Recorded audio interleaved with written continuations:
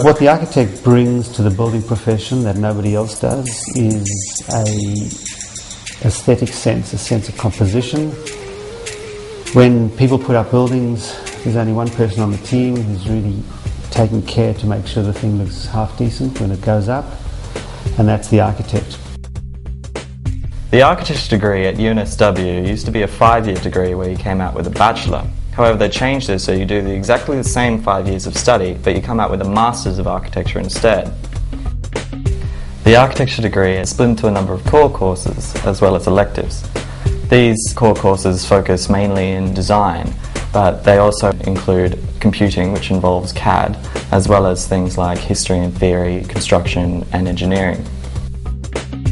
We teach 5 core courses in history and theory of architecture, and we offer 28 courses in all. In other words, we have 23 electives. This is among one of the largest collections of electives in the world. In the history and theory courses, we think that it is not very important for people to do rote memorization of facts, and so we by and large don't have exams that test people for their memory. We have assignments that relate whatever we do in history and theory to skills useful for architectural design and for graphics. This probably makes it more interesting for people, I think, and the assignments are not usually involving a huge quantity of writing. We don't have a fixed list of architects and movements that we have to teach. We tend to do whatever we like, whatever we find interesting. History and theory is not pursued as abstract ideas.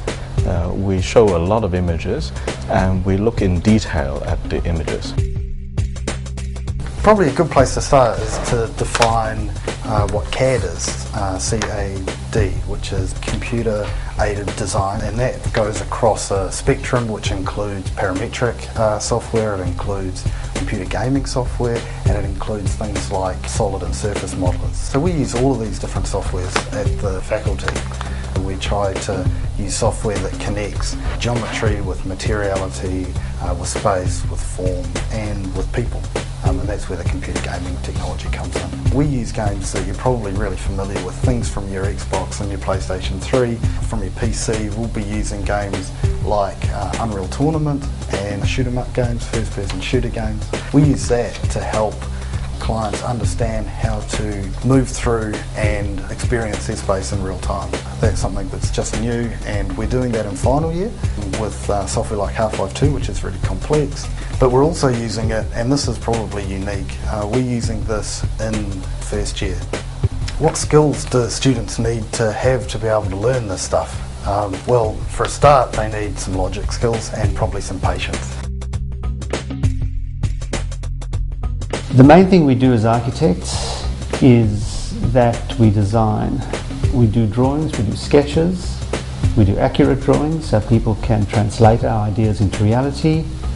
We make models so that we can look at the three-dimensional shape and form and functioning of what we're proposing. Creativity is not something that floats in mid-air, or it's not something that's very abstract. You can actually break it down into smaller parts and analyze it, and then reunite it into one whole in your design. I chose to study architecture at UNSW because I was interested in design.